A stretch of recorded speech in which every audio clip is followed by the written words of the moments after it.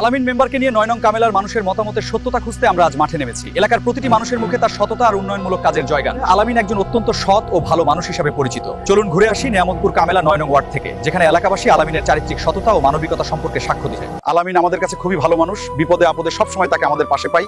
সে সবসময় আমাদের উপকারে এগিয়ে আসে এবং গ্রামের প্রতিটি মানুষের খবর রাখে। আমরা তাকেই চাই। আলামিন মানুষ হিসেবে খুবই ভালো এবং সৎ। সে সর্বদা মানুষের বিপদে এগিয়ে আসে এবং এলাকায় শান্তি বজায় রাখে। একদম ঠিক বলেছেন। আলামিনের মতো মানুষ আমাদের গ্রামের জন্য সত্যি এক আশীর্বাদ। আলামিনের বাবা আগে সরকারি চাকরি করতেন, এখন চাকরি শেষে গ্রামে দোকানদারি করেন।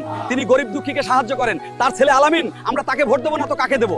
আমরা সকলে আমাদের ধর্মমন্ত্রী কাজী শাহ মোফাজ্জল হোসেন কাইকোবাদ দাদাকে বলতে চাই, আলামিন আপনার দলের একজন কর্মী। আলামিন আপনার দলের জন্য অনেক কিছু করার চেষ্টা করেছেন, তাই দয়া করে তার দিকে একটু নজর দিন। এবং আমরা মুরাদনগরের সকল নেতাকর্মীদেরকে জানাতে চাই, আলামিন আপনাদের হাতে গড়া একজন মানুষ। আপনারা জানেন আলামিন ভালো মানুষ, তাই আমরা আলামিনের জন্য আপনাদের দোয়া ও সমর্থন কামনা করতেছি। আলামিন যদি এবার নির্বাচনে না দাঁড়ায়, তাহলে আমরা কেউ ভোট কেন্দ্রে ভোট দিতে যাব না। ভোট দেব না, ভোট দেব না। আলামিন নির্বাচনে না দাঁড়ালে ভোট দেব না। হে আল্লাহ, আপনি আলামিনের সকল ষড়যন্ত্রকে ধ্বংস করে দিন।